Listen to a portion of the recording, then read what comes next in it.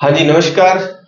आज अपना पहला टेस्ट सेकंड ग्रेड प्रथम प्रश्न पत्र जीके वाला जो टेस्ट हुआ है उसका सॉल्यूशन। पहले तो आप धैर्य रखा करें। हो सकता है पेपर में अगर आपको कोई मिस्टेक पता चलती है, अच्छी बात है। जब तक आपको व्याख्या ना दे दी जाए तब तक आप कोई भी ऑब्जेक्शन मत लगाया करें। व्याख्या के बाद आप ऑब्जेक्शन लगा सकते हैं। दो जगह प्रश्न में मिस्टेक थी, दो जगह ऑप्शन में मिस्टेक थी, लेकिन जिन प्रश्नों उस पर किसी ने ऑब्जेक्शन ही नहीं किया, जहां पर मिस्टेक थी सिर्फ एक बच्चे ने किया। बाकी जहां जहां आप ये कह रहे हैं कि सर ये तो गलत है, वो सारे के सारे प्रश्न सही हैं। आपको बताऊंगा कैसे। बस मैंने टेस्ट सीरीज के माध्यम से यही चीजें सिखानी है आपको कि आप पेपर हॉल में किस तरह से मात खाते हैं। आपको लगता है कि नहीं ये तो हो ही नहीं सकता, मैं बताता हूं कैसे। चलिए अब स्टार्ट करते हैं उस टेस्ट को। पहला टेस्ट सबके लिए फ्री रखा हुआ है, ज्वाइन आप देख सकते हैं टेस्ट को करके। लीजिए ये पहला प्रश्न, जो कि लगभग विद्यार्थियों को ये लगा पता नहीं कितना खतरनाक है। चलिए आ जाइए, लीजिए। अब इस प्रश्न की बात करूं तो मैं पहली बात, ये मैंने प्रश्न पटवार एग्जाम में आया हुआ लिया था। पटवार एग्जाम कब? पटवार एग्जाम 2016 में आया हुआ था, पहली बात। अब वहां प्रश्न जो था उसको मैंने थोड़ा सा चेंज कर दिया। वहां था कि राजस्थान के भौतिक प्रदेशों के संबंध में सही कथन है, वहां यह प्रश्न था। और मैंने क्या कर दिया, इसमें नहीं लगा दिया। ठीक है, मेरी कलाकारियां। अब प्रश्न का पहला बिंदु है, राज्य के 61.11% भूभाग में पश्चिमी रेतीले मैदान का विस्तार है। दूसरी बात, राज्य के 9.60% भू क्षेत्र में अरावली पर्वतीय प्रदेश है और 23.03% भू क्षेत्र में पूर्वी मैदान का विस्तार है और 6.37% भू क्षेत्र में पूर्वी पठारी प्रदेश का हिस्सा है। इस तरह से यह बांटा जाता है। यहां हो गया आपका मरुस्थल वाला भाग और यहां पर हो गया आपका मैदानी भाग, और सॉरी यहां पर हो गया आपका अरावली, और फिर हो गया मैदान, और फिर हो गया पठार। इस तरह से बांटा जाता है भूभाग को, राजस्थान वाले को। और ये कहता है कि ये 61.11 है। और यहां पर अगर ये तो है क्षेत्रफल, और जनसंख्या यहां कितनी है, जनसंख्या की मैं बात करूं तो जनसंख्या यहां पर है 40%। राजस्थान की कुल 40% जनसंख्या यहां रहती है। यह बिंदु बिल्कुल सही है। और उस पेपर में यह पूछा था कि राजस्थान के भौतिक प्रदेशों के संबंध में सही कथन है, तो यह पहला सही था और बाकी गलत थे। मैंने ये इसलिए ये डाला ताकि आपको ये आदत हो जाए, क्योंकि कुछ बच्चों ने सिर्फ आए हुए प्रश्न देखे होते हैं, उनके बेस पर वो सही कर रहे होते हैं।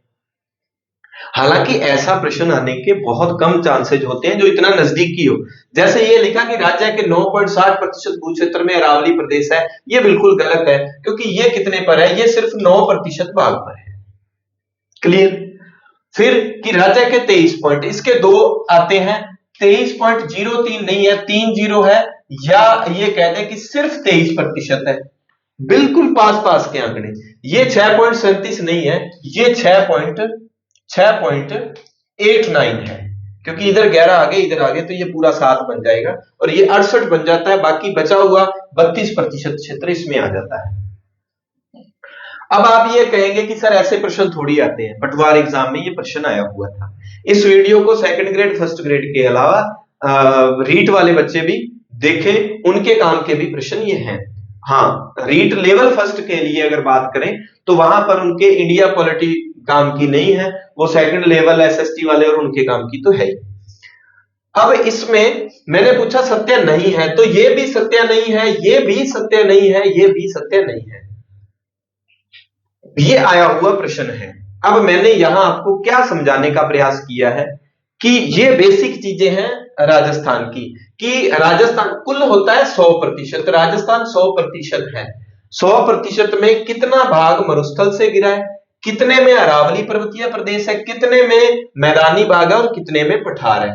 इसमें फिर ध्यान रखना थोड़ा सा, इसमें सबसे प्राचीन राजस्थान का कौन सा भाग सबसे प्राचीन है, तो इस बात का अगर मैं जिक्र करूं तो इसको ले लेते हैं। ये सबसे प्राचीन भाग है, अरावली वाला भाग सबसे प्राचीन है, ये गोंडवाना लैंड का भाग है। जो बच्चे बिल्कुल नए हैं तो उनको इतनी बेसिक चीजें फिर विस्तार से नहीं बताई जा सकती, वो जब अपने ये पार्ट करवाएंगे तब बता दूंगा कि ये पृथ्वी की ये जो रचना हुई, महासागर महाद्वीप कैसे बने, तो उसमें कहा जाता है कि सबसे पहले पृथ्वी पर जो सबसे पुरानी चीजें हैं वो गोंडवाना लैंड का भाग है। ये अरावली पर्वत और ये पठार दोनों के दोनों गोंडवाना लैंड के भाग हैं। और फिर बीच वाले ये जो मरुस्थल है ये क्या है, ये टैथिस सागर का हिस्सा है, ठीक है। और ये मैदान भी टैथिस सागर का हिस्सा है। देखो मैदान में भी नदियां होती हैं, नदियों का मैदान है, तो मैदान नदियों में पानी है, और मरुस्थल में भी यहां पहले कहा जाता था कि एक समुद्र हुआ करता था। तो ये पूरी सृष्टि को ऐसे करके बनाया जाता है कि ये पैंथाला सा है, नीचे वाला भाग टैथिस सागर गोंडवाना लैंड है, एक भाग टैथिस सागर है, तो उस तरह से ये बनाया जाता है। सबसे प्राचीन भाग राजस्थान का, ऐसा अगर प्रश्न आ जाता है तो अरावली पर्वतमाला सबसे प्राचीन है, 2 नंबर पे पठारी भाग है, फिर ये है, फिर ये, ऐसे करके ये सेट किया हुआ है, ठीक है। तो यहां पर बहुत सारे बच्चों को कंफ्यूजन थी, आपके तो जी प्रश्न ही गलत है, हो सकता है ये देखो एक प्रश्न तो मैंने जानबूझ के गलत डाला था ताकि बच्चों को ये पता तो चले, अगर अच्छे से पढ़ा हुआ है कि उनको पता चल जाए पेपर में देखते कि ये प्रश्न मिस्टेक वाला है, थोड़े आप जागरूक बने।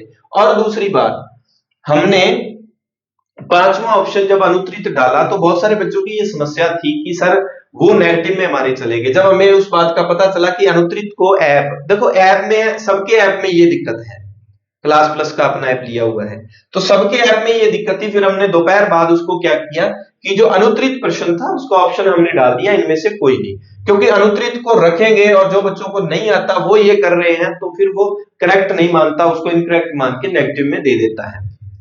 बस ये थोड़ी सी समस्या है, तो इसका ठीक उत्तर हो जाएगा बी सी डी जो है ये असत्य है, एग्जाम में आया हुआ प्रश्न है, अपना प्रश्न है नहीं है। फिर बात आती है, ये प्रश्न एग्जाम में आया हुआ है था, राजस्थान के रेतीले मैदान का कितने प्रतिशत भाग बालू का स्तूप मुक्त है, मुक्त वाला आया हुआ था, सेम लाइन लिख के मैंने इसको पूछ लिया, राजस्थान का कितने प्रतिशत भाग बालू का स्तूप युक्त है। अब इस पर आ जाओ, इन ऑप्शंस पर आ जाओ। चलिए अब पूरा ये राजस्थान का एक भाग है, ठीक है, ये मरुस्थल है। पहली बात, जो मरुस्थल है वो कितने प्रतिशत है, मरुस्थल 61.11% भाग पूरे राजस्थान के भूभाग का 61.11 है। इसमें जनसंख्या कितनी रहती है, इसमें हमारी जनसंख्या है जी 40%, ठीक है। अब यह कहता है कि राजस्थान के काफी ज्यादा भाग पर बालू का स्तूप मुक्त है, यानी कि जैसलमेर वाला जो इलाका है ना, जैसलमेर में अगर आप गए होंगे तो काफी सारे भाग पर पथरीला इलाका है, पत्थर है उसमें, मरुस्थल में वो एरिया पत्थर वाला एरिया है, तो यहां पर जो है इस एरिया में ये बालू का स्तूप मुक्त है, मुक्त है। कितना एरिया, ये 41.5%, ये बालू का स्तूप मुक्त है, ठीक है जी। मैंने पूछा बालू का स्तूप युक्त क्या है, तो इसका सही उत्तर हो जाएगा लगभग 60%। वैसे अगर करेक्ट माने तो ये अपने आप में मरुस्थल 100% हो गया भाई, वैसे तो पूरे राजस्थान का 61% है, पर मरुस्थल की बात करें तो मरुस्थल अपने आप में 100% हो गया ना, तो 100% हो गया, तो उस मरुस्थल में से कितने भाग पर बालू का है टीले और कितने पर टीले नहीं है, तो ये 41.5% भाग पर बालू का स्तूप मुक्त है, ये टीले नहीं है, तो 100 में से अब कितना निकल गया, 58.5 रह गया, तो बालू का स्तूप ये मुक्त हो गया, तो बालू का स्तूप युक्त कितना हो गया, फाइनली तो 58.5% है, सीधा आंकड़ा लगभग 60%, इसका ठीक उत्तर बन जाता है। तो ये 52% क्या है, भारत का 52% मरुस्थल राजस्थान में है, ठीक है। राजस्थान में पूरे मरुस्थल का कितना 52% भाग राजस्थान में है, इस बात का आपने ध्यान रखना है। 41.5% भाग बालू का स्तूप मुक्त है, लगभग 60% यानी कि 58.5% भाग बालू का स्तूप युक्त है। अब हमने देखना है, इसका ठीक उत्तर था लगभग 60%। वो मैंने टेस्ट का ही उठाया है पार्ट, सीधा सा पीडीएफ उठा ली है।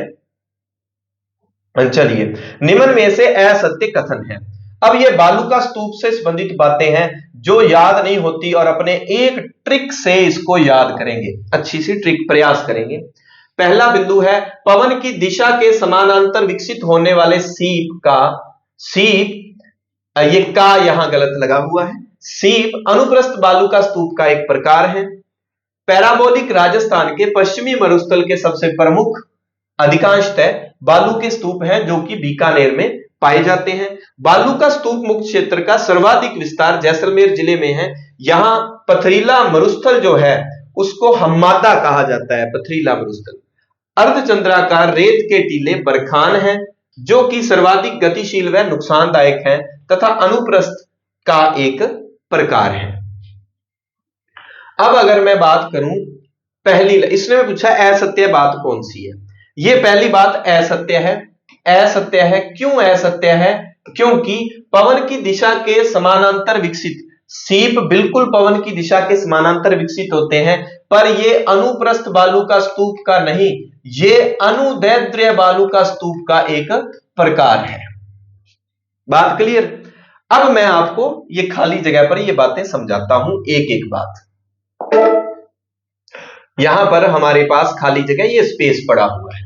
अब देखो, अब आप समझेंगे थोड़ा सा, ये पतंगाकार आकृति का हमारा राजस्थान, ठीक है जी। इधर हम बात कर लेते हैं गंगानगर वाला इलाका, फिर बीकानेर वाला इलाका, फिर जैसलमेर वाला इलाका, और इधर जोधपुर हो गया, ठीक है, और इधर बाड़मेर हो गया, इस तरह से है ये इलाका हमारा। अब हम बात करें बालू का स्तूप। बालू का स्तूप ना सामान्यतः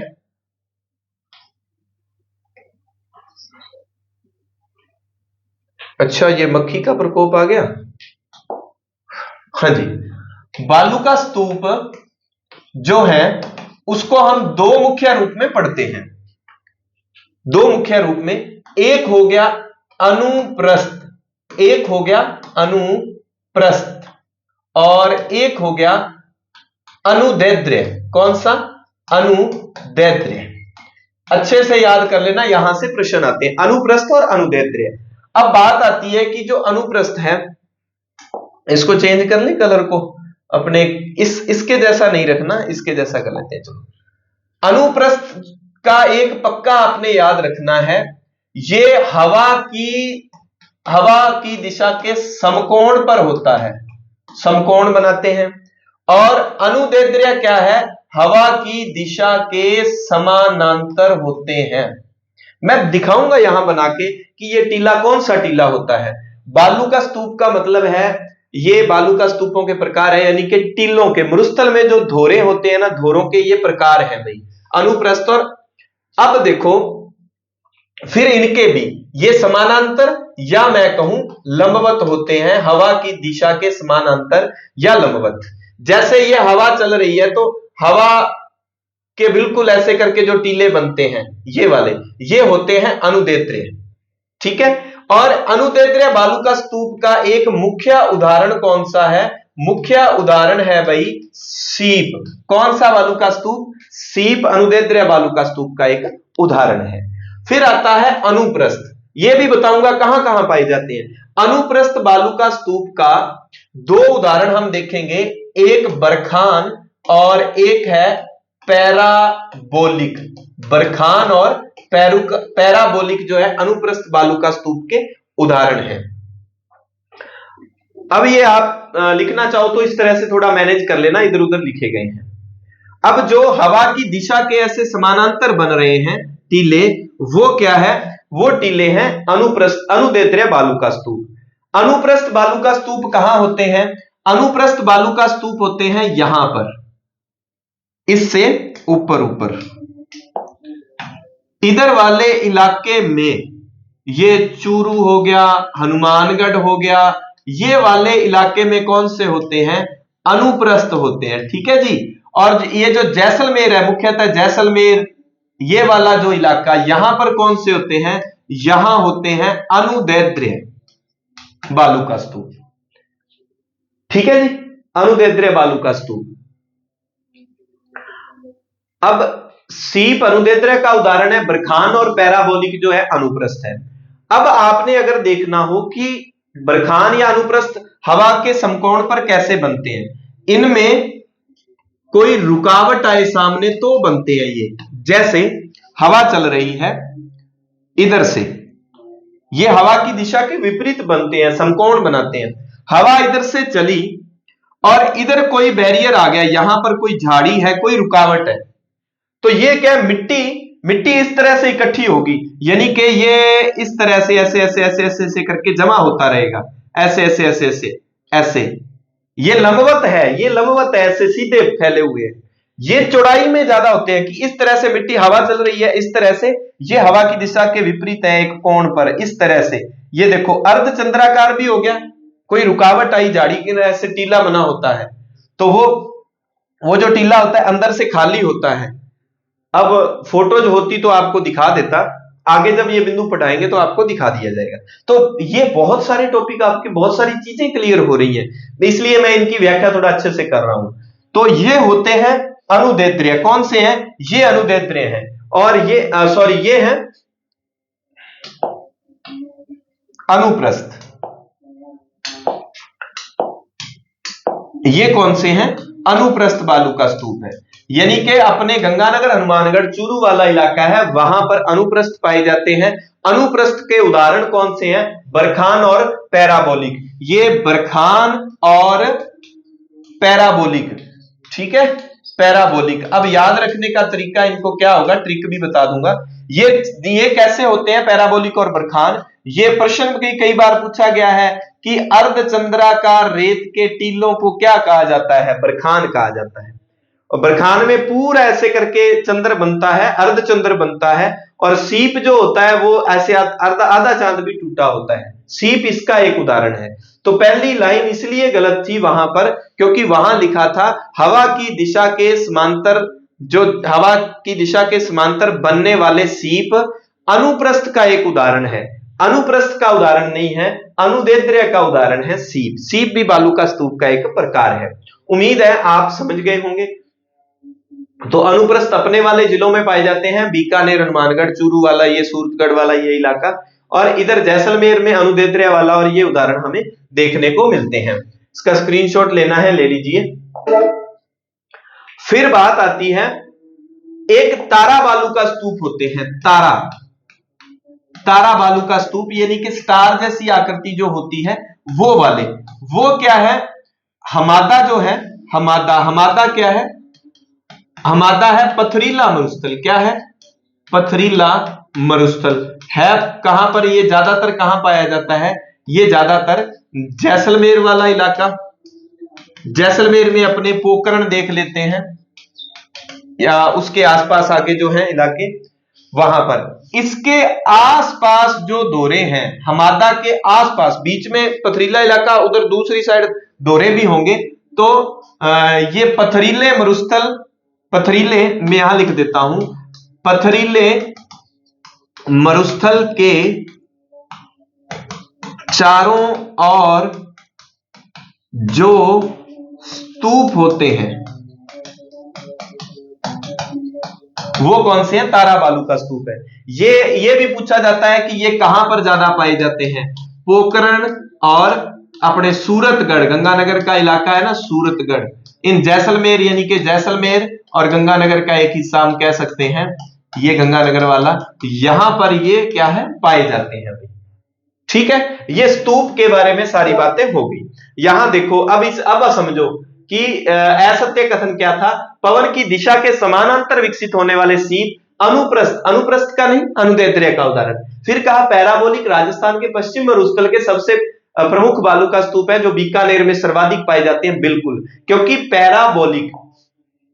ये पैराबोलिक प्लस बरखान, ये सारे कहां किसका उदाहरण है? ये उदाहरण है जी अनुप्रस्थ का। अब अनुप्रस्थ की ट्रिक सुन लो कि एक है अनूप सिंह है कोई, ठीक है, एक अनूप है, दूसरी है अनूप को बरखा बोली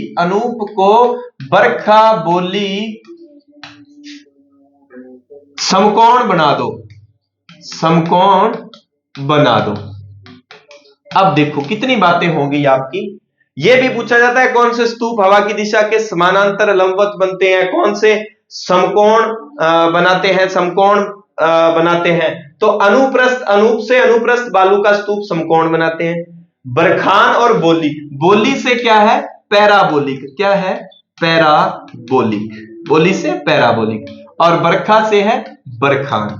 तो बरखान और पैराबोलिक किसके उदाहरण है? अनुप्रस्थ बालू का स्तूप के उदाहरण है। तो ये अनुप्रस्थ वाले आप ध्यान रखना। गंगानगर हमारे राजस्थान में ऊपर जिला शुरू होता है, तो गंगानगर से नीचे की ओर पहले जो स्तूप होंगे वो सारे अनुप्रस्थ के उदाहरण होंगे। मोटे मोटी अगर बात करें तो बीकानेर से नीचे की तरफ आने के बाद जो उदाहरण होंगे वो अनुदैर्ध्य के उदाहरण होंगे। तो अनुदैर्ध्य का तो उसका है अनुदे सीप समानांतर। अब सीप ताश का एक खेल है, लड़कों को पता होता है। समानांतर का मतलब बराबर। क्या है? बराबर। भाई सीप दे बराबर, दे से अनुदैर्ध्य, तो ये उसका उदाहरण है। ये एक याद रह जाए, दूसरा ट्रिक कुछ याद करने की जरूरत ही नहीं, कि ये एक ट्रिक में कि ये दो टीले जो हैं वो इसका उदाहरण है। ठीक है। फिर था बालू का स्तूप मुक्त क्षेत्र का सर्वाधिक विस्तार जैसलमेर जिले में है। यहां पर पथरीला मरुस्थल हमादा है। अर्धचंद्राकार रेत के टीले बरखान जो कि सर्वाधिक नुकसानदायक और गतिशील होते हैं, अनुप्रस्थ का एक प्रकार है। तो ये भी बात सत्य है, ये भी बात सत्य है, ये भी बात सत्य है, और ये उत्तर हो जाएगा क्योंकि ये बात है असत्य। ठीक है। बस तीन शुरू के प्रश्नों में मैं ज्यादा समय लगाऊंगा क्योंकि चीजें समझने वाली हैं। फिर बात आता है अरावली की न्यूनतम ऊंचाई किस जिले में है? अजमेर में। क्या है? अरावली का न्यूनतम विस्तार। क्या है? अरावली का न्यूनतम विस्तार कहां है? यहां पर है अजमेर में। जयपुर में क्या है? न्यूनतम ऊंचाई। क्या है? न्यूनतम ऊंचाई। फिर बात आए उदयपुर की। उदयपुर यहां लिख लेता हूं। उदयपुर में क्या है? सर्वाधिक विस्तार। क्या है? सर्वाधिक विस्तार है। और सिरोही में क्या है? अरावली की सर्वाधिक ऊंचाई है। ठीक है। ये अलग अलग प्रश्न हो गए अपने आप में, इसको याद रखना। अरावली की न्यूनतम ऊंचाई किस जिले में? जयपुर में। सर्वाधिक ऊंचाई किस जिले में? सिरोही में। अरावली का विस्तार सबसे ज्यादा किस जिले में? उदयपुर में। सबसे कम विस्तार अजमेर में। 4 प्रश्न हो गए ना, तो सारे ऑप्शन वही डाले हुए हैं मैंने। ऐसी ही टेस्ट सीरीज रहेगी भाई अपनी। निम्न में से कौन सा हाड़ौती पठार का भाग नहीं है? ये तो सीधा ही पड़ा है, लासाड़िया वाला। ये कहां पर है? ये उदयपुर में है भाई, उदयपुर में है। ये डग गंगाधर उच्च भूमि, ये झालावाड़ में, ये बूंदी और उसके आसपास का इलाका, ये शाहबाद उच्च भूमि, ये कहां पर है? ये 12 में है भाई। ये झालावाड़, ये बूंदी और उसके आसपास का इलाका। ये बहुत बार पूछा गया अर्धचंद्राकार पहाड़ियां कहां है, तो ये सारे के सारे क्या है? हाड़ौती के पठार का भाग है। और लसाड़िया उच्च भूमि इसका भाग नहीं है, वो उदयपुर में पड़ता है, लसाड़िया का पठार। चलिए नेक्स्ट प्रश्न। उत्खात भूमि या बीहड़ या महान सीमा वृंश से संबंधित सत्य कथन है। इसका उत्तर आपने क्या लगाया?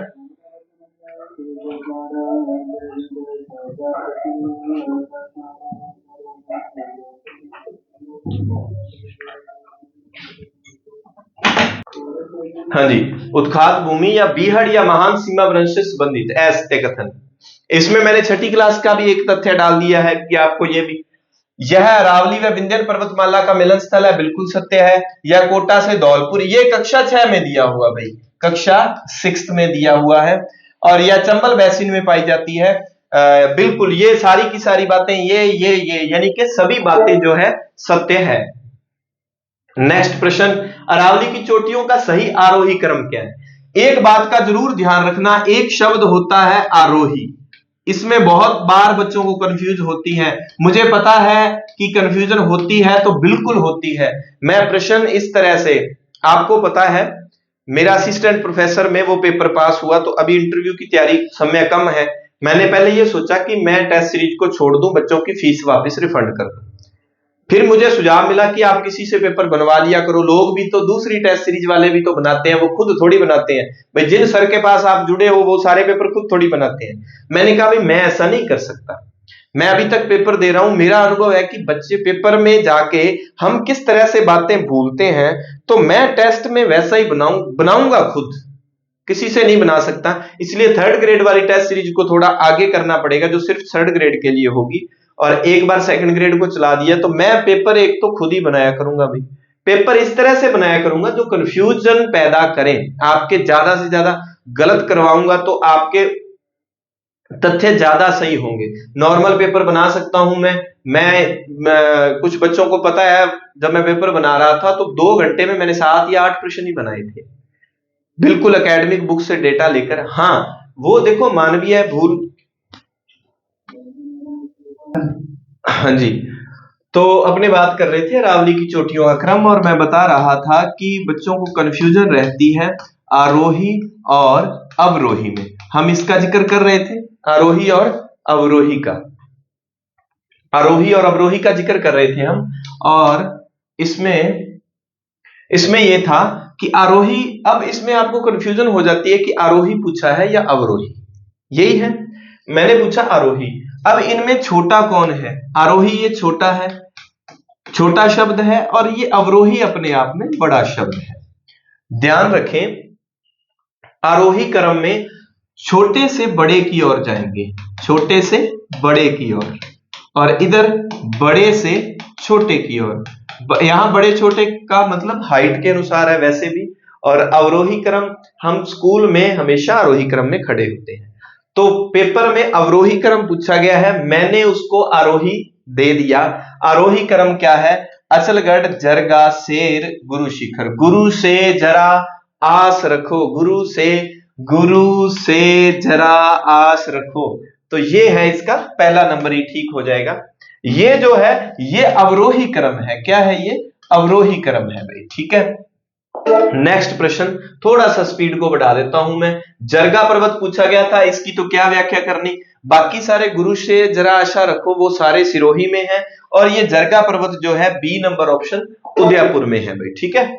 नेक्स्ट प्रश्न, शिक्षा मनोविज्ञान। अब ये कुछ परिभाषाओं के हैं। पहला टॉपिक जो देखो रीट की आपने तैयारी की है, तो रीट में इसके प्रश्न जो है आपको देखने को नहीं मिलते। तो शिक्षा मनोविज्ञान शैक्षिक विकास का क्रमबद्ध अध्ययन है, ये परिभाषा किसकी है? टिफन की है, स्टीफन की है।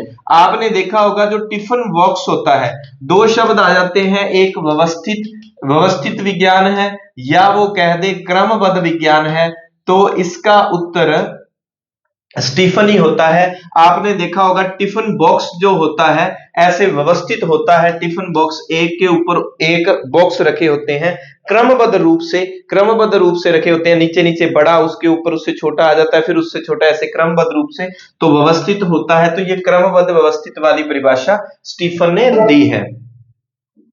नेक्स्ट प्रश्न, निम्न में से कौन सा क्षेत्र मनोविज्ञान के अंतर्गत नहीं आता? तो मनोविज्ञान के अंतर्गत कौन सा नहीं आता? देखो मनोविज्ञान के बहुत सारे क्षेत्र हैं, मनोविज्ञान के क्षेत्र में एक क्षेत्र शिक्षा मनोविज्ञान भी है, जो कि आपकी इकाई लगती है शिक्षा मनोविज्ञान। तो इसका ठीक उत्तर है समाज मनोविज्ञान, उसमें नहीं आता। औद्योगिक परा, सामान्य, शिक्षा मनोविज्ञान, ये सारे उसके क्षेत्र में आते हैं। तो आप अच्छे से ध्यान रखना, पहले तो शिक्षा मनोविज्ञान की परिभाषाएं अच्छे से याद रख लेना, तत्पश्चात आप उसकी प्रकृति को देखें, विषय शिक्षा मनोविज्ञान विषय की प्रकृति क्या है, फिर आप उसके जो है विभिन्न क्षेत्रों को देखें।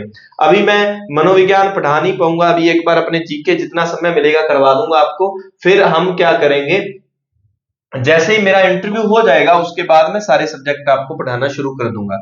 तो इसका ठीक उत्तर है शिक्षा मनोविज्ञान है, एक अनुप्रयुक्त मनोविज्ञान है, अनुप्रयुक्त विज्ञान है, इसका ठीक उत्तर ये रहेगा। नेक्स्ट प्रश्न, एक अध्यापक के लिए शिक्षा मनोविज्ञान का ज्ञान महत्वपूर्ण है क्योंकि विद्यार्थियों की आपस में तुलना नहीं। ये तो जब मैंने आपको रीट में साइको पढ़ाई थी उसमें बहुत सारी चीजें, जहां तुलना की बात आए, जहां केवल की बात आए, बहुत सारी चीजें मैंने ऐसे शब्द बताए थे आपको। ये शब्द आ जाते हैं वो तो आप नेगेटिव होते हैं तो उसको तो मानना ही नहीं। तो इससे शिक्षक छात्रों को आसानी से प्रभावित वाला तो कोई मसला ही नहीं होता। अधिगम करता और उसके शारीरिक गुणों को समझने हेतु अध्यापक के लिए शिक्षा मनोविज्ञान का ज्ञान जो है वो आवश्यक है। कक्षा में प्रेरणा युक्त वातावरण, अभी आपको लगेगा कि मैंने थोड़ी सी स्पीड बढ़ा दी, ये मनोविज्ञान जब पढ़ाऊंगा तभी क्लियर करूंगा, एक बार इसको सीधे उत्तर लगवा देता हूं। कक्षा में प्रेरणा युक्त वातावरण बनाने हेतु अध्यापक को निम्न में से कौन सा कार्य करना चाहिए? कमजोर बालक की प्रशंसा करने के अवसरों का अधिक से अधिक प्रयोग, कक्षा में प्रथम आने वाले बालक की प्रशंसा करके कमजोर बालकों को और मेहनत करने के लिए प्रेरित करना चाहिए। शिक्षण के दौरान शिक्षक को केवल शिक्षार्थी पर ध्यान रखना चाहिए, कमजोर बालकों का ध्यान लक्ष्य की ओर स्पष्ट नहीं करना। तो नहीं आ गया, ये तो बात खत्म है। सिर्फ शिक्षार्थी नहीं, शिक्षण के दौरान इस बात का ध्यान रखना। देखो, शिक्षा का ढांचा विद्यार्थी केंद्रित है, लेकिन जब शिक्षक पढ़ा रहा है, शिक्षण हो रहा है, शिक्षण के दौरान यह है केवल शिक्षार्थी पर नहीं, केवल नहीं आएगा, शिक्षार्थी प्लस विषय का, जो विषय पढ़ा रहा है उससे कहीं हटके तो नहीं, शिक्षार्थी प्लस विषय दोनों पर ध्यान होना चाहिए, केवल शिक्षार्थी पर नहीं। ये भी बात असत्य हो जाती है। तो ये इसका ठीक उत्तर रहेगा, कमजोर बालक की प्रशंसा करने के। यहां फिर बात कक्षा में प्रथम आने वाले बालक की प्रशंसा। अब जो प्रथम आ रहा है उसकी प्रशंसा करके तुम भी इसके जैसे बनो, ये बात पॉजिटिव नहीं होती, ये नेगेटिव होती है। अब कुछ लोगों ने ये सबसे लंबी लाइन है तो इसी को उत्तर लगा लें, ये उत्तर नहीं है, इसका ठीक उत्तर ये बनता है भाई। एक बात और है, मैंने ये कहा था कि पहले 100 अभ्यर्थियों के लिए जो है टेस्ट सीरीज 199 रुपए की रहेगी, तो फिर उसके बाद रेट बढ़ा दिया जाएगा। लेकिन आपने तो भाई कमाल कर दिया, लगभग 250 170-72 बच्चों ने तो वो खरीद ही ली थी। तो अब ये क्या है, इसको ये रखते हैं कि 200 तक, यानी कि कल 200 तक बच्चे हो जाए, 12-15 बच्चे और रहे हैं, उसके बाद इसका रेट अप कर दिया जाएगा भाई, क्योंकि मेहनत खूब सारी लगती है। निम्न में से पाठ्य जो सिलेबस है वो पढ़ाने वाला तो फ्री में पढ़ाया जाएगा आपको। निम्न में से किसने प्रथम मनोवैज्ञानिक प्रयोगशाला स्थापित की? तो इसका ठीक उत्तर है वुंट, जो कि नीचे ऑप्शन में दिया हुआ है, वुंट ने स्थापित की थी। निम्न में से कौन सा मनोवैज्ञानिक नहीं है? मनोवैज्ञानिक नहीं है, इसका ठीक उत्तर है जॉन डीवी। अच्छा, जॉन डीवी और किलपैट्रिक, जब आपको मैंने शिक्षण विधियां करवाई थी, मेथड करवाए थे, तब हमने एक मेथड के बारे में पढ़ा था, प्रोजेक्ट प्रणाली। प्रोजेक्ट प्रणाली के जनक माने जाते हैं, प्रोजेक्ट मेथड के, प्रोजेक्ट विधि के कौन? किलपैट्रिक और जॉन डीवी। तो वो है ये। और आपको अगर ठीक लगता है अपना कंटेंट, हाँ थोड़ी बहुत मिस्टेक देखो है, अच्छा करवाने के चक्कर में थोड़ा बहुत ये है, लेकिन मैंने टेस्ट सारे ऐसे ही नहीं है कि मैं आपको डिमोरलाइज कर रहा हूं और पेपर को बहुत ज्यादा हाई लेवल का बनाऊंगा, ऐसा नहीं है। मैं भाटिया आश्रम में भी पेपर बनाता था तो मुझे आलोचना का सामना करना पड़ता था उस समय भी कि ऐसे थोड़ी पूछते हैं, लेकिन बाद में आरपीएससी ने वैसे प्रश्न पूछे।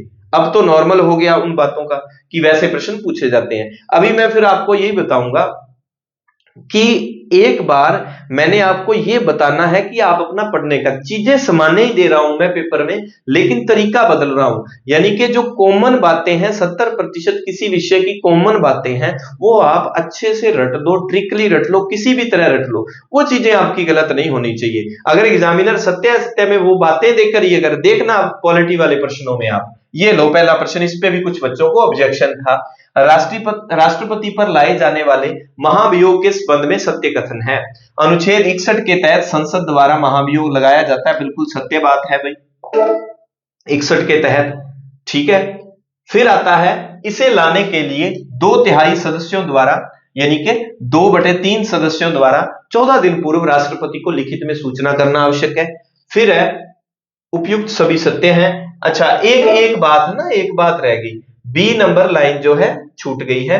बी नंबर वहां तो टेस्ट में थी, बी नंबर लाइन थी, महाभियोग क्या है? यह एक अर्ध न्यायिक प्रक्रिया है, अर्ध न्यायिक प्रक्रिया, सॉरी, वहां पर क्या दिया हुआ था, यह एक अब आप उत्तर समझ गए होंगे, है ना। यह एक न्यायिक प्रक्रिया है जिसके 3 चरण हैं। अब आप जब भी किसी चीज को पढ़े, अच्छे से पढ़ना। 61 में महाभियोग ए नंबर पर है। 61 अनुच्छेद 61 में क्या है, महाभियोग की प्रक्रिया है। ऊपर चली गई वो लाइन, यही लिख लेता हूं। यह बात बिल्कुल सत्य है। दूसरी लाइन थी, यह एक न्यायिक प्रक्रिया है। यह एक न्यायिक प्रक्रिया नहीं है, यह क्या है, यह अर्ध न्यायिक प्रक्रिया है। वहां किताब में सीधा लिखा होता है यह एक अर्ध न्यायिक प्रक्रिया है, मैंने अर्ध हटा दिया, न्यायिक लिखा है अच्छे से, क्योंकि वो पूछ सकता है महाभियोग है एक न्यायिक प्रक्रिया, अर्ध न्यायिक प्रक्रिया या कुछ भी। तो चीजों को, शब्दों को अच्छे से याद रख लो। जिस दिन आपको पढ़ना आ गया ना कि पढ़ना कैसे है, उस दिन आपने आधी जंग फतेह कर ली। और ये चीजें आप जाके ऑफलाइन कोचिंग कर ली, हमने कहीं से ये कर लिया, वो ये नहीं, आप खुद अपना दिमाग खपाओगे किताबों में। मैं आपको इस तरह से तैयार कर दूंगा टेस्ट ले लेके कि आपको खुद को पढ़ना आ जाएगा, आप खुद कोच बन जाओगे, कोचिंग देने लग जाओगे कि हाँ, प्रश्नों की प्रकृति, ऑप्शन इस तरह से सेट किए जाएं ताकि आपका दिमाग खुरापाती हो जाए। ठीक है, ये बात उम्मीद है अब आप समझ गए होंगे कि किस लेवल से तैयारी करनी है। इसे लाने के लिए 2/3 सदस्य, ये भी गलत है। अगर बात आए महाभियोग प्रस्ताव लाना, अगर आए महाभियोग प्रस्ताव लाना है तो लाने के लिए 1/4 सदस्यों की स्वीकृति चाहिए। प्रस्ताव लाना है 1/4। और अगर आए प्रस्ताव पास करना है तो आएंगे 2/3, 2/3 सदस्यों की स्वीकृति। 1/4 का मतलब 25%, 2/3 का मतलब 33 हो गया क्या, 33 दूना 33, 99, 3 दूनी 6 है ना, 2/3 हो गए। ठीक है, अब ये 2/3 नहीं है, मैंने क्या किया, 14 दिन पूर्व तो रख दिया, यहां से 1/4 को हटा के 2/3 कर दिया। इसी तरह से प्रश्न आते हैं आजकल, इस तरह से तैयारी कर लोगे। अब आपको यकीन हो गया होगा कि अपनी टेस्ट सीरीज में आकर आपका कोई नुकसान होने वाला नहीं है। और इसका ये 15-16 बच्चे जुड़ जाएंगे ना, मैं आप ये सोचोगे कि मैंने भी रेट ये कर दिया मेहनत, क्योंकि अब इन दिनों में मेरे समय की वैल्यू और बढ़ गई, क्योंकि मैंने इंटरव्यू की तैयारी करनी है, उसके साथ साथ मैं अपना नींद कम करूंगा और जो भी करूंगा मैं अपना त्याग करूंगा। यानी कि अगर स्कूल से भी छुट्टी लूंगा तो मान लो मेरे 250 रुपए जाएंगे डेली के, लगभग 3000 रुपए, तो वो मैं पूर्ति आपसे करूंगा फिर भाई, है ना। थोड़ा सा इस बात का ध्यान रखना। वो उसमें भी देखो ऑपरेटर को, टाइपिस्ट को वो चीजें करनी पड़ती है, मैं कुछ भी नहीं कमा रहा, इस बात का ध्यान रखना। अपने तो वीडियो सारी आपको फ्री में मिलेंगी कंटेंट, इसे लाने के लिए इस बात से आपका ध्यान हो गया। उपयुक्त सभी सत्य नहीं है, तो पहली बात सत्य है, ये असत्य है। अब ये चीजें आपकी जो मैं व्याख्या कर रहा हूं, रट दो इन बातों को, ठीक है। अब ये चीजें नेक्स्ट टाइम आपकी गलत नहीं होनी चाहिए। तो पेपर ऐसा ही होता है। राष्ट्रपति के संदर्भ में असत्य कथन है, वीटो शक्ति असीमित है, मंत्रिपरिषद द्वारा पुनर्विचार के बाद लाए गए विधेयक पर हस्ताक्षर करने के लिए राष्ट्रपति बाध्य है। धन विधेयक को छोड़कर राष्ट्रपति किसी विधेयक को स्वीकृति देने से मना कर सकता है। सभी कथन सत्य हैं। बहुत सारे बच्चे सभी कथन सत्य की ओर गए, लेकिन वीटो शक्ति असीमित नहीं है, वीटो शक्ति सीमित है। अब कक्षा 12 एंड कक्षा 11 मैं ऑथेंटिक बुक्स से टेस्ट ऐसे तैयार करता हूं कि सारा मैटर। एनसीईआरटी कक्षा 11 में वीटो की बात आई, जब भी वीटो पावर राष्ट्रपति यूज कर सकता है, ज्ञानी जैल सिंह ने वीटो पावर यूज की थी डाक अधिनियम के समय, और उसमें सीधा लिखा हुआ है वीटो शक्ति सीमित है, मैंने वहां ए लगा दिया। सीमित क्यों है? जब राष्ट्रपति ने उस पर मना कर दिया कि मैं इसको पास नहीं करूंगा, तो दोबारा वो संसद में जाएगा विधेयक, और संसद अगर दोबारा उसको पास करके भेज देगी, संसद ने दोबारा पास करके भेज दिया, दोबारा पास करके भेज दिया, तो राष्ट्रपति को अनुमति देनी ही पड़ेगी। इस बात का ध्यान रखना। इसलिए वीटो पावर सीमित है, असीमित नहीं। बात क्लियर? चलिए तो पहला ऑप्शन जो है वो असत्य हो गया। नेक्स्ट, राज्य में राष्ट्रपति शासन के संदर्भ में असत्य कथन है। असत्य कथन है जी, राष्ट्रपति की उद्घोषणा के बाद 1 माह के भीतर संसद के दोनों सदनों के द्वारा पारित करना अनिवार्य है। राज्य में आपातकाल के समय मंत्रिपरिषद अस्तित्व में रहती है। न्यायिक कार्यों को छोड़कर समस्त राज्य प्रशासन केंद्र में केंद्रित हो जाता है। ये बात बिल्कुल सत्य है। न्यायिक कार्य छोड़कर सारा कार्य जो है केंद्र में चला जाता है, राज्य का सिस्टम। ठीक है। राज्य में आपातकाल के समय, अब देखो जब आपातकाल लगा दिया राष्ट्रपति ने, तो ये बात देखो असत्य है, क्योंकि 1 माह के भीतर नहीं 2 माह का समय दिया जाता है जब राज्य में आपातकाल, तो राज्य में अनुच्छेद 356 के तहत लगता है। अब 2 महीने का समय है। इसी बीच जो है संसद के दोनों सदनों के द्वारा पारित करना अनिवार्य होता है। तो वहां की जो राज्य की आपातकाल के समय मंत्रिपरिषद अस्तित्व में रहती है, राष्ट्रपति चाहे तो उसे बर्खास्त कर सकता है, तो वो अस्तित्व में जरूर रहती है। तो यहां असत्य है ये बात, क्योंकि 1 माह नहीं 2 माह। अनुच्छेद 352 के तहत जब राष्ट्रीय आपातकाल लगता है, उस समय संसद को 1 माह के भीतर जो है उस आपातकाल के प्रस्ताव को पास करना, क्योंकि राष्ट्रपति को राज्यपाल अनुशंसा करेगा कि यहां जो है कानून व्यवस्था ठीक नहीं है, राज्यपाल ऑर्डर निकालेगा यहां आपातकाल लागू किया जाए। अब संसद, अगर देश में आपातकाल लगा तो संसद 1 माह में प्रस्ताव पास करेगी कि आपातकाल जो राष्ट्रपति ने जो चीज किया वो बिल्कुल सही है। और किसी स्टेट में 356 के तहत तो संसद क्या करती है, 2 माह के भीतर प्रस्ताव पास करना पड़ेगा उसको कि ये राष्ट्रपति ने जो आपातकाल लगाया बिल्कुल सही है। अगर ऐसा नहीं कर पाती तो फिर अपने आप में वो क्या है, फेल हो जाएगा, आपातकाल रद्द हो जाएगा। ठीक है। हाँ, ये बात भी सत्य है, विशेष परिस्थितियों में राष्ट्रपति शासन अधिकतम 3 वर्ष तक बढ़ाया जा सकता है। भारत के राष्ट्रपति केवल 2 कार्यकाल के लिए निर्वाचित किए जा सकते हैं। कितने भी कार्यकाल के लिए पुनः निर्वाचित किए जा सकते हैं, इसका ठीक उत्तर ये है। नेक्स्ट प्रश्न, राष्ट्रपति के संदर्भ में असत्य कथन है। मंत्रिपरिषद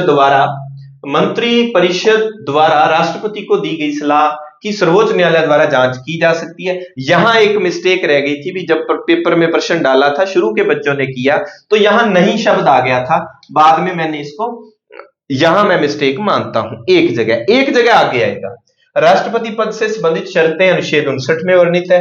अनुच्छेद 54 के अनुसार राष्ट्रपति निर्वाचन में लोकसभा, राज्यसभा, राज्य विधानसभाओं के केवल निर्वाचित सदस्य भाग लेते हैं। बिल्कुल सही बात है। तो असत्य कथन ये है, मंत्रिपरिषद द्वारा राष्ट्रपति को दी गई सलाह सर्वोच्च न्यायालय द्वारा जांच की जा सकती है। ये जांच नहीं की जा सकती, जांच नहीं, क्योंकि ये जांच के दायरे से बाहर है। आपको पता है राष्ट्र मंत्रिपरिषद सलाह देती है अनुच्छेद कौन से के तहत, अनुच्छेद 74(1) के तहत, है ना। तो वो जांच के दायरे में नहीं है, जांच के दायरे से बाहर है। तो पहली बात जो है असत्य है, क्योंकि यहां जांच नहीं की जा सकती। अनुच्छेद 85 के अनुसार राष्ट्रपति लोकसभा को, इस बात का ध्यान रखना, लोकसभा को विघटित राष्ट्रपति कर सकता है, और अगर शब्द आ जाए लोकसभा को स्थगित कौन कर सकता है, तो स्थगित की बात आए तो वो लोकसभा अध्यक्ष करता है। ठीक है, विघटित ये कर सकता है। भारत में संसद द्वारा पारित किसी विधेयक को पुनर्विचार हेतु लौटाने हेतु राष्ट्रपति को दी गई समय सीमा क्या है। धन विधेयक को छोड़कर जो पुनर्विचार हेतु लौटाया जाता है उसकी कोई समय सीमा नहीं है भाई। इसका ठीक उत्तर ये रहेगा, कोई समय सीमा नहीं है। किस अनुच्छेद के तहत कार्यपालिका शक्ति राष्ट्रपति में निहित है। सबसे आसान प्रश्न जो, क्योंकि पेपर मनोवैज्ञानिक तरीके से बनाना होता है, आसान प्रश्न और टफ दोनों।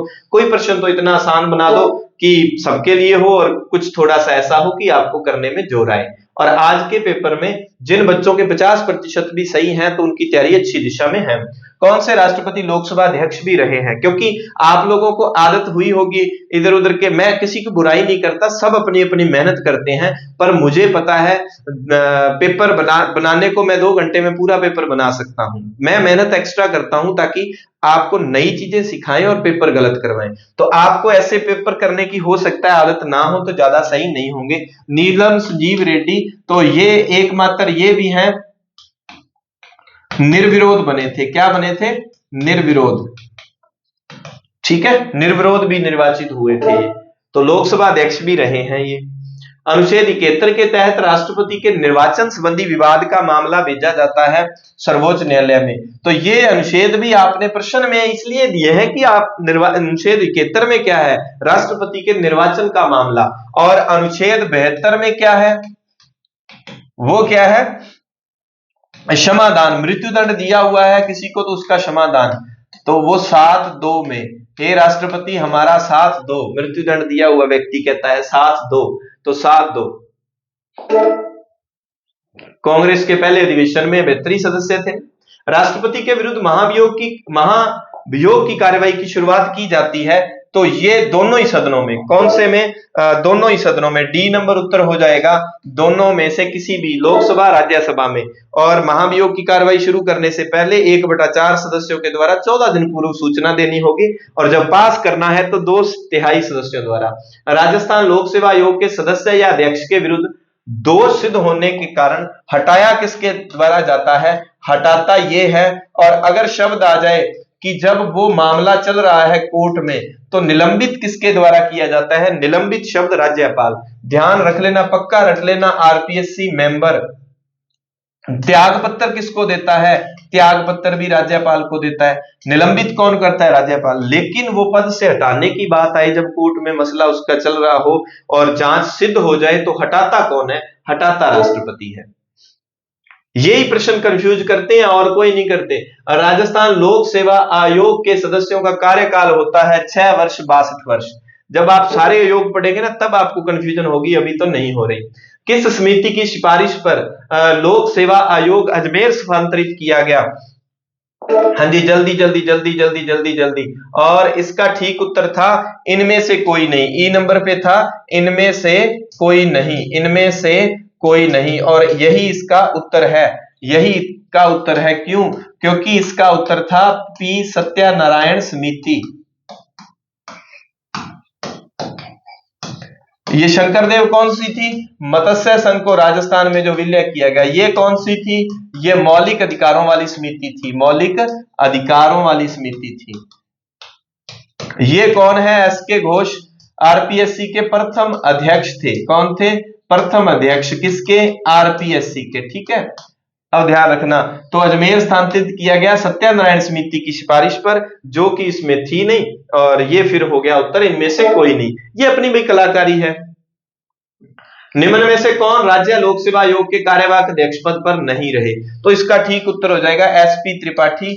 ये दूसरे अध्यक्ष थे, लोकसभा के आरपीएससी के दूसरे अध्यक्ष थे। ये सारे के सारे जो है लास्ट में कार्यवाहक अध्यक्ष रहे हैं। आरपीएससी के बारे में असत्य कथन। इस संवैधानिक आयोग की स्थापना 20 अगस्त 1949 को हुई। ठीक है, इसके अध्यक्ष विशेष योग्यता का संविधान अध्यक्ष की विशेष योग्यता का उल्लेख संविधान में है।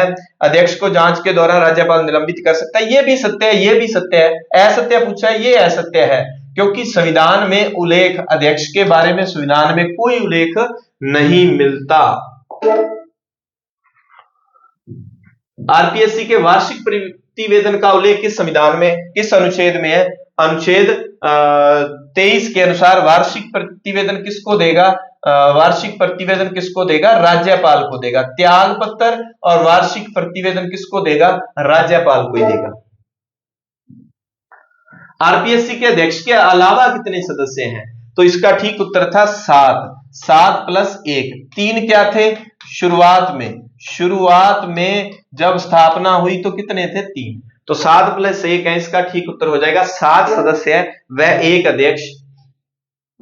आरपीएससी अध्यक्ष किस अनुच्छेद के तहत अपना त्याग पत्र राज्यपाल को सौंपता है? तो इसका ठीक उत्तर है अनुच्छेद 316 2 कै, ऐसे करके कुछ है।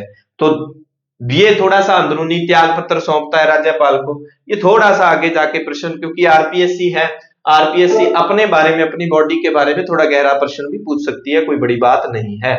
बैराट सभ्यता के बारे में असत्य कथन। यह पाषाणकालीन सभ्यता भी थी और ताम्रकालीन, बिल्कुल सही बात है। यहां मिली कुल 36, इस पर भी ऑब्जेक्शन किया था बच्चों ने। यहां की ईंटें मोहनजोदड़ो की ईंटों का बिल्कुल ठीक है। कार्लाइल, भंडारकर, दयाराम साहनी, मौर्यकालीन, यहां पर वो मौर्यकालीन सभ्यता के अवशेष खोजते हैं, ये भी बात सत्य है। तो ये असत्य बात है भाई। क्यों? क्योंकि कुल 36 मुद्राएं मिली हैं, ध्यान कर लो। कुल मुद्राएं हैं कितनी? 36 हैं, जिसमें मेनांडर की कितनी है? मेनांडर की है भाई 16, और पंचमार्क कितनी है? पंचमार्क है 8। अब देखो मैंने क्या किया, 8 यूनानी राजा मेनांडर की कर दी। मेनांडर की कितनी है? 16, और 16 पंचमार्क लिखा है, लेकिन पंचमार्क कितनी है? 8। उल्टा कर दिया। अब आप कहोगे सर ऐसे थोड़ी प्रश्न होता है, प्रश्न उठा के देख लेना, भ्रम दूर हो जाएगा आपका। तो इस तरह से याद करो, क्योंकि वहां पर 36 मुद्राएं मिली है। जब आपके बैराट सभ्यता लिखता है तो वो कर सकता है। आप अच्छे से याद रहो, टोटल 36 मुद्राएं हैं, जिसमें राजा मेनांडर की कितनी है वो सीधा पूछ सकता है, मेनांडर की कितनी मुद्राएं मिली हैं। तब आप इधर देखोगे क्या, वो 8, 36, 16 दे सकता है। तो मेनांडर की 16 मुद्राएं मिली हैं, जिसमें पंचमार्क मुद्राएं कितनी है? 36 में से 8 पंचमार्क हैं। ठीक है, पंचमार्क सबसे पुरानी मुद्राएं होती थी, जिसको पंच करके, आहत करके सिक्के पर ठप्पा लगा के बनाया जाता था। अब ये भी आपका भ्रम दूर हो गया। बहुत पहले जब पेपर किया लग रहा था गलत बहुत है, ये बहुत है प्रश्न। ऑब्जेक्शन करने से पहले इत्मीनान से पढ़ना सीखो। ऐसे नहीं, पिछले सर्विस में 8वां साल है मुझे, और ये पेपर ही बना रहा हूं मैं, और पेपर ही दे रहा हूं। बैराठ में अशोक के दूसरे शिलालेख का पता किसने लगाया? तो बर्ट ने क्या लगाया? प्रथम शिलालेख का। अब ये नया प्रश्न है, बर्ट ने, किसने खोज की? बर्ट ने, ये तो आता ही रहा है ना, बर्ट ने। तो अशोक के कुल कितने शिलालेख मिले हैं? 2 मिले हैं। पहला बर्ट ने खोजा था और दूसरा कार्लाइल ने। नया प्रश्न है, इस तरह का नया प्रश्न भी आने की संभावना रह सकती है। और बैराठ सभ्यता की खोज दयाराम साहनी ने की थी। निम्न में से कौन बैराठ सभ्यता के उत्खनन से संबंधित नहीं है? नीलरतन बनर्जी, राखलदास बनर्जी नहीं है, दयाराम साहनी है, कैलाश दीक्षित है। तो ध्यान रखना, बैर है, बैर मिट जाएंगे किससे? कैलाश पर्वत वाले नीलकंठेश्वर। नीलकंठेश्वर आपको पता है, भगवान शिव को नीलकंठेश्वर कहते हैं। नीलकंठेश्वर की दया से सारे बैर मिट जाते हैं, बैर मिट जाते हैं। अब देखो, बैर से बैराठ, दया से दयाराम साहनी इसकी खोज करता है। और कौन कौन है? कैलाशनाथ दीक्षित, नीलरतन बनर्जी, ये सारे आ गए ना, कैलाश, दया, नीलरतन बनर्जी। तो कैलाश पर्वत वाले नीलकंठेश्वर की दया से सारे बैर मिट जाते हैं। किस सभ्यता में मकान निर्माण में पत्थरों का ही प्रयोग हुआ है, ईंटों का नहीं? इसका ठीक उत्तर है गणेश्वर सभ्यता। कालीबंगा से संबंधित ये सभ्यताएं करवाएंगे तब अच्छे से क्लियर कर देंगे। असत्य कथन है यहां पर एक, यहां पर मैंने क्या है, बाय मिस्टेक यहां पर 3 लिख दिया था।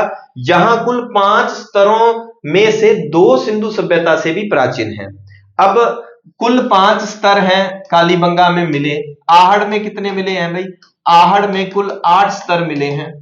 समझते हो? स्तर का मतलब कि खोज हुई, सबसे पहले ऊपर से मिट्टी हटाई गई तो एक परत में कोई अवशेष मिले, फिर उसको हटाया गया, नीचे वाली परत में कोई और अवशेष मिले, नीचे वाली में कुल, तो इस तरह से 8 स्तर मिले हैं आहड़ में। और कालीबंगा में 5 स्तर मिले हैं। 5 में से 2 जो है ना, 2 स्तर वो प्राक हड़प्पा कालीन है। प्राक हड़प्पा यानी कि हड़प्पा से प्राक का मतलब पहले, हड़प्पा से पहले के हैं। उसमें जो कृषि के साक्ष्य है ना, कृषि के यानी कि जुते हुए खेत के साक्ष्य, जुते हुए खेत के साक्ष्य कालीबंगा से मिले हैं ना, वो किस काल के हैं? वो प्राक हड़प्पा काल के हैं भाई। तो 5 में से 2 स्तर प्राक हड़प्पा यानी कि सिंधु से भी पूर्व के हैं, और 3 स्तर हड़प्पा सभ्यता के समय के हैं। तो यहां 2 की बजाय 3 लिखा गया था, यानी कि असत्य कथन। फिर उस पेपर में यह भी असत्य था, क्योंकि काले व लाल मृद वाली संस्कृति किसको कहते हैं? आहड़ को कहते हैं भाई। तो ये भी असत्य हो गया, ये भी असत्य हो गया था उस हिसाब से, और ये भी असत्य हो गया था। तो इसमें मिस्टेक थी। बाद में दोपहर बाद शाम को तो मैंने क्या कि 3 की जगह 2 कर दिया था।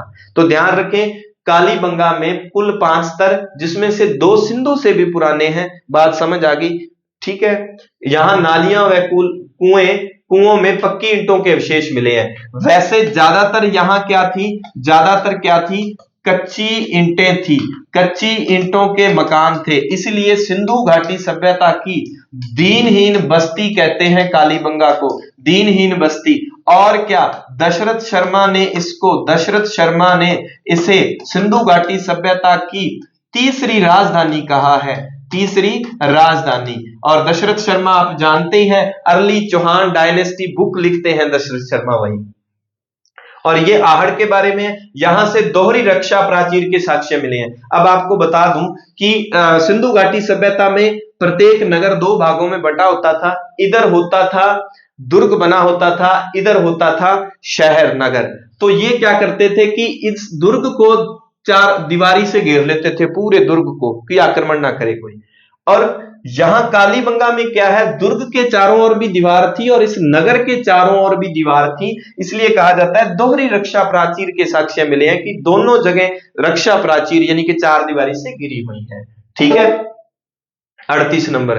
तो ज्यादा से ज्यादा अगर ठीक लगे अपने साथियों को शेयर करके टेस्ट सीरीज से जोड़ देना भाई। निम्न में से कौन सा कालीबंगा के उत्खनन से जुड़ा हुआ है? एसपी जैन जुड़े हुए हैं, एमडी खरे जुड़े हुए हैं। अब आपके लिए ये प्रश्न है, ये नहीं जुड़े हुए। अब आया हुआ प्रश्न है, उसमें कहीं देख लेना आप, एक दिशा 2020 बुक आपके पास होनी चाहिए आए हुए प्रश्नों का, उसमें आपको 24वां संस्करण अभी आया हुआ है।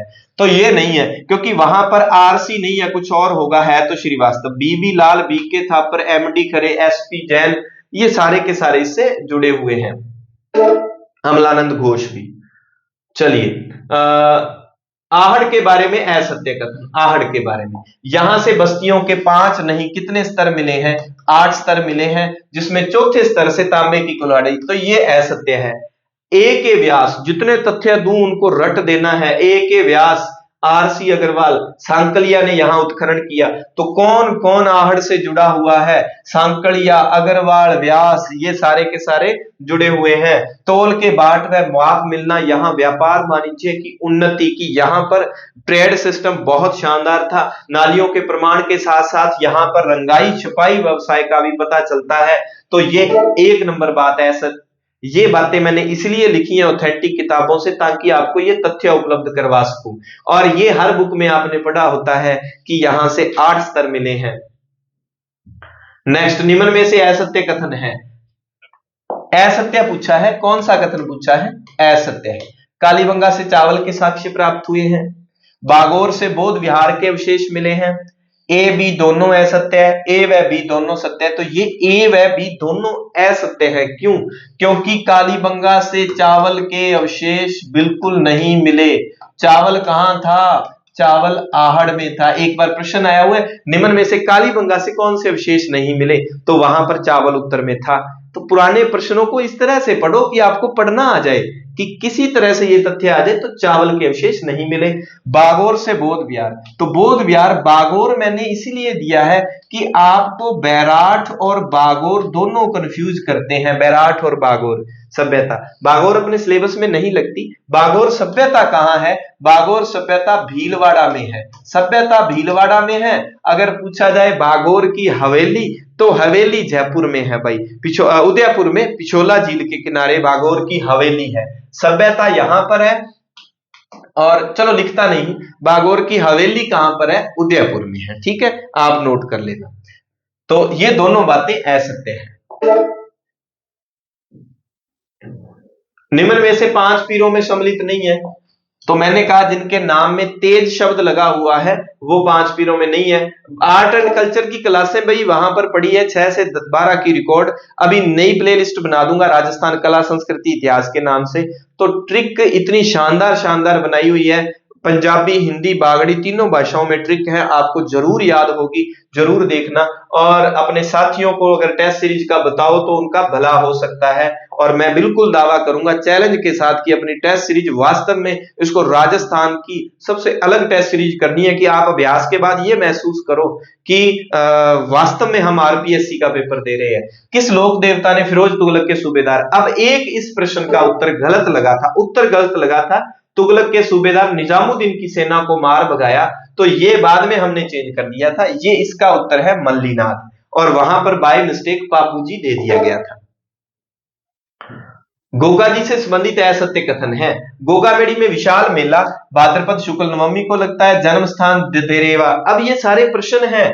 जन्म स्थान ददरेवा को क्या कहा जाता है? शीर्षमेड़ी कहा जाता है। इनको जाहर पीर भी कहा जाता है। इनका समाधि स्थल गोगामेड़ी है, जिसको क्या कहते हैं? धुरमेड़ी।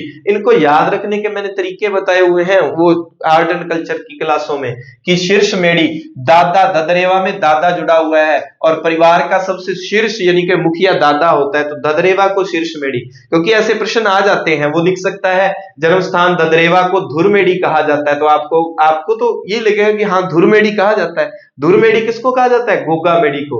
ददरेवा को शीर्षमेड़ी। इस तरह से याद रखना। तो ये असत्य क्यों? क्योंकि भाद्रपद शुक्ल नवमी को नहीं, भाद्रपद कृष्ण नवमी को। और ये सारे मेले और त्योहार भी मैंने उस क्लास में लॉजिकली याद करवाए हुए हैं, रटने की जरूरत नहीं, लॉजिक से याद रहेंगे बिल्कुल। चित्रकला, मेले, त्योहार, दुर्ग सब। हड़बू जी का मुख्य मंदिर कहां है? बेंगटी। कहां पर है? बेंगटी। कहां पर है? बेंगटी। हड़बू जी का, चलो यही लिख देते हैं, नीचे ऑप्शन में आया हुआ है। हड़बू जी का मुख्य मंदिर कहां है? बेंगटी। और बेंगटी कहां पर है? आजकल नया जिला बना हुआ है ना भाई, फलोदी। बेंगटी कहां है? फलोदी में। पर्वतसर नागौर में कौन से देवता है? आपको पता है, उड़का स्मेर। ये जगह कहां पड़ती है भाई? बाड़मेर में पड़ती है। कौन से? रामदेव जी का ध्यान रखना, जन्म स्थान। कोल्लू, कोल्लू मंड कहां पर है? ये जगह पाबू जी से संबंधित है भाई। मिजोरम में हाल ही में ये करंट के प्रश्न आ गए, नियुक्त मुख्य सचिव। तो आप क्या करना, पिछली करंट क्रोनोलॉजी लाओ, तो क्रोनोलॉजी में सिर्फ राजस्थान वाला पार्ट आप पढ़ सकते हैं, ठीक है। और मैं कहता हूं सबसे बेस्ट द्विमासिक मूमल ले आओ। मूमल 2 माह की आती है, 2 माह की, और 2 महीने बाद हर 5 तारीख को ये आ जाती है, 5 दिनांक को ये आ जाती है मार्केट में। तो ये भरतपुर से है। मिजोरम में मुख्य सचिव नियुक्त हुए हैं खिलीराम मीणा, तो ये अपने राजस्थान के भरतपुर के रहने वाले हैं। देवल चारणी की गायों को छुड़वाने हेतु किस देवता ने वीर गति प्राप्त की थी? ये भाई कौन थे? देवल चारणी वाले बाबू जी थे, ठीक है। और फिर आया राज्य का पहला एडवांस टेक्नोलॉजी मैकेनाइज्ड कचरा ट्रांसफर स्टेशन कहां स्थापित किया गया है? ये जयपुर में किया गया है भाई। और वर्ल्ड रेसलिंग चैंपियनशिप में कांस्य पदक प्राप्त करने वाली मोनिका शौरान हनुमानगढ़ अपने। अब ध्यान रखना, हनुमानगढ़ की है। अब आप ये याद रखो कि वर्ल्ड चैंपियनशिप में मोनिका ने कौन सा पदक जीता? कांस्य पदक जीता। कहां की रहने वाली है? हनुमानगढ़। करंट में आपको बिल्कुल अच्छे से, जब पूरा एक पेपर होगा ना उसमें याद करवाऊंगा करंट अच्छे से। उपचुनाव के बाद राजस्थान में महिला विधायकों की संख्या कितनी है? तो महिला विधायकों की संख्या उपचुनाव जब हुए 2 सीटें आई तो 21 हो गई। अब एक बात का ध्यान रखना, अपने साथियों को बता देना अगर वास्तव में टेस्ट सीरीज ठीक लगी तो कमेंट करके अपना फीडबैक जरूर दे देना, ताकि मेरा हौसला बने रहे और मैं अच्छे अच्छे टेस्ट बनाता रहूं। जैसे ही आपको इस तरह का पढ़ने का तरीका आ गया, मैं टेस्ट का स्तर नॉर्मल कर दूंगा। अगर ज्यादा टफ लगता है आपको, ये इसलिए दिया है कि आपको पता चल जाए कि इस तरह से पढ़ना होता है। आप पढ़ो किताब लेके और आपको पता चले ऐसे पढ़ना है। मैं चाहे मैं 2 पेज दूं टेस्ट के लिए, 5 दूं, वहां से भी आपके गलत करवा सकता हूं। तो इस तरह से आपकी तैयारी करवानी है। और मिलेंगे नेक्स्ट टेस्ट में। उसके बीच में पहले आपको एक क्लास मिल जाएगी, 1 या 2 मिल जाएगी, तो शेयर कर देना और अपने साथियों को टेस्ट सीरीज वाला वो स्टेटस लगा के जरूर बता देना। मिलते हैं अगली क्लास में। धन्यवाद। जय हिंद, जय भारत।